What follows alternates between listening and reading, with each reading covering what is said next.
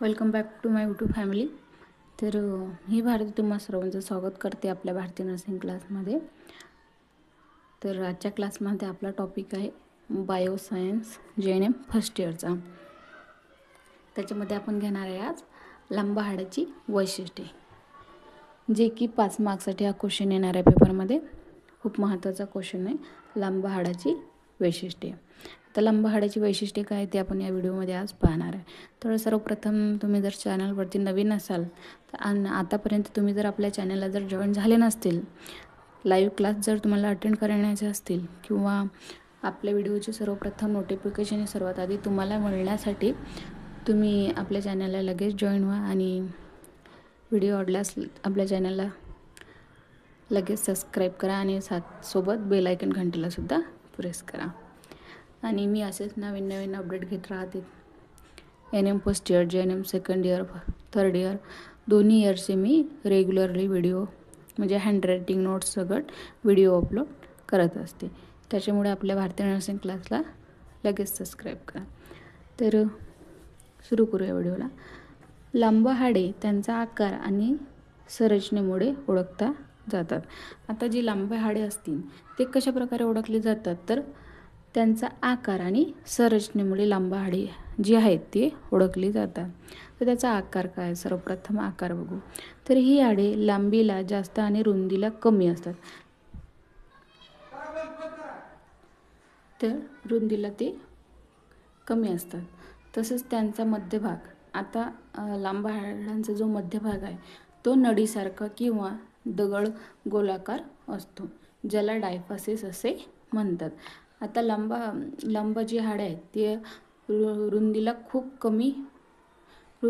कमी असतात, पण मध्यभागी त्याची जी नाडी आहे ते नाडीसारखा किंवा त्याचा जो आकार आहे तो दंडगोलाकार असतो, ज्याला डायफासिस असे म्हणतात. आता जो गोलाकार जो आकार आहे त्यालाच डायफासिस असे म्हणतात. त्याची लांब हाडाची जी मुख्य रचना, मेन टेक्स्चर्स.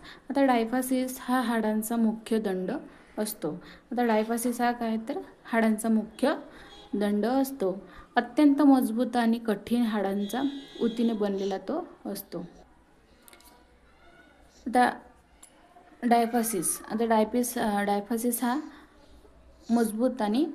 मजबूत व कठीण हाडांचा ऊतीने तो बनलेला असतो. त्याच्यानंतर आहे एपिफायसिस. आता एपिफायसिस हे हाडाचे टोकाचे भाग असतात. कशाचे भाग असतात, तर हाडाचे टोकाचे भाग असतात. ते मुख्यतः सुशीर हाडाचे बनलेला असतो. आता हे मुख्यतः कशाने बनलेले असते, तर सुशीर हाडाने ते बनलेले असतात आणि त्यांची बाहेरील बाजू कठीण असते. याची जी बाहेरील लांब हाडांची जी बाहेरील बाजू आहे ती कठीण असते. हाडांचा पातळ थराने वेढली असते. आता या जी लांब हाडे आहेत ती लांब हाड जसे की आपले हातातले हाड, आता या हाडांना एक पातळ थराने ते झाकलेली असते. सांध्याच्या ठिकाणी या भागावर काठीचे आवरण असते, ज्यामुळे हालचाल सुलभ होते. आता जो सांधा आहे त्या सांधेच्या ठिकाणी काय असते, तर एक काठी म्हणजेच अशी काठीचे आवरण असते, तर ज्यामुळे काय होते, सांध्याला हालचाल करणे हे अत्यंत सुलभ होते. नेक्स्ट आहे अस्थिमज्जा गुहा. आता अस्थिमज्जा गुहा म्हणजे डायफासिसच्या मध्यभागी एक पोकळ जागा असते. आता जी डायफासिसची जागा आहे त्याच्या मध्यभागी एक पोकळ जागा असते, ज्याला अस्थिमज्जा संस्था गुहा असे म्हणतात. आता या गुहेत पिवळी अस्थिमज्जा असते. आता या गुहेमध्ये काय असतं, तर पिवळी अस्थिमज्जा असते. अस्थिमज्जा ही अस्थिमज्जा लहान मुलांमध्ये अस्थिमज्जा गृहीत आणि पौगंडावस्थेमध्ये मुख्यत्वे एफायसिस.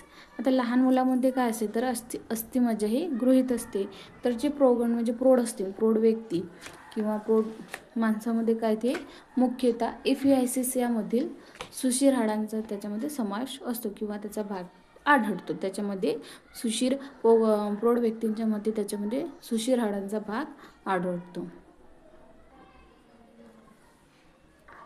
या अस्थिमज्जामध्ये रक्तपेशीची निर्मिती होते. आता जे सुशीर हाडे आहेत प्रौढ व्यक्तीमध्ये त्या अस्थिमज्जामध्ये काय होते, तर ब्लड सेल प्रोडक्शनची निर्मिती होते. नेक्स्ट आहे लांब हाडांची कार्य. याचे मुख्य कार्य काय आहे ते आपण खालीलप्रमाणे पाहूया. तर आधार आणि वजन वहन लंब हाडे हे शरीराच्या वजनाचा मोठा भाग आहे. उदाहरणार्थ शिरेचे हाड व अस्थितील फिमर.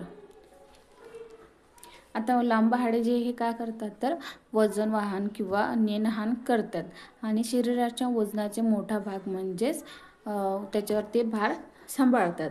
आणि याचा शरीराचा सर्वात मोठा जे भाग आहे तो म्हणजेच मांडीचे त्यालाच फिमर असे म्हणतात. नेक्स्ट आहे हालचाल. आता मुवमेंट. स्नायू आणि अस्थिसंबंध लिगामेंट्स यांना जोडण्यासाठी ती आधार देतात. आता जे स्नायू असतील, स्नायू व अस्थिसंबंध म्हणजे जसे की लिगामेंट्स, या लिगामेंट्सना ते जोडण्यासाठी ती आधार देतात आणि तर्फा केसासारखेच म्हणजेच लिव्हरचे कार्य करून अवयवांना गती देतात. लिव्हरचे जे कार्य असतात ते कार्य करून ते अवयवांना ते गती देतात. तर हे झाले मुवमेंट्स. त्याच्यानंतर त्याचे तिसरे कार्य लंब हाडांची रक्तपेशीची निर्मिती. Blood sale production. एफायसिस मधील लाल रक्तपिमर अस्थिमज्जा रक्तपेशी तयार होतात. आता रक्तपेशीची जी निर्मिती म्हणजे ब्लड सेल प्रोडक्शन, एफायसिस मधील जे लाल अस्थिमज्जा रक्तपेशी आहे ते तयार होतात. त्याच्यानंतर लांब हाडे जशी की मांडीचे हाड, उरस्ती आणि हाताची प्रगंड अस्थी शरीराला एक मजबूत सांगडा प्रदान करतो. आता लांब जे हाड आहे ते शरीराला एक मजबूत सांगडा प्रदान करतो.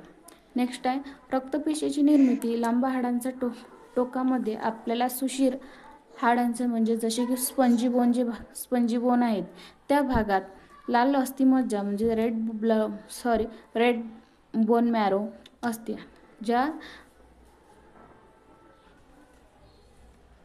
रक्तपेशीची निर्मिती म्हणजेच लांब हाडामध्ये टोकामध्ये लांब हाडाची जी टोके असतात त्या टोकामध्ये स्पंजी बोन भागात म्हणजे रेड बोन मॅरो असतो. आता यालाच अस्थिमज्जा रक्तपेशी निर्मिती होते. आता यातूनच काय होते, जे अस्थिमज्जा पेशी असतील त्यांची रक्तपेशीची निर्मिती याच्यामध्ये होते.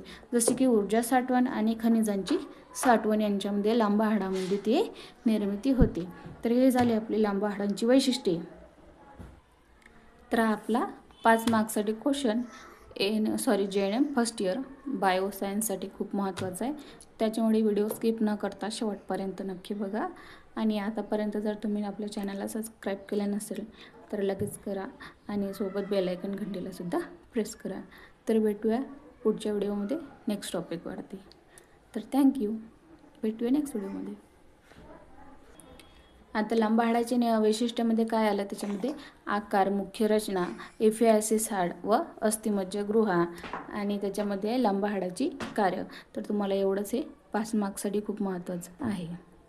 आता याच्यानंतरच्या टॉपिकमध्ये आपण घेणार आहे शॉर्ट्स बोन आणि लाईव्ह क्लाससुद्धा अटेंड करत जावा. लाईव्ह क्लास अटेंड करण्यासाठी आपल्या चॅनलला तुम्हाला जॉईन करावं लागेल.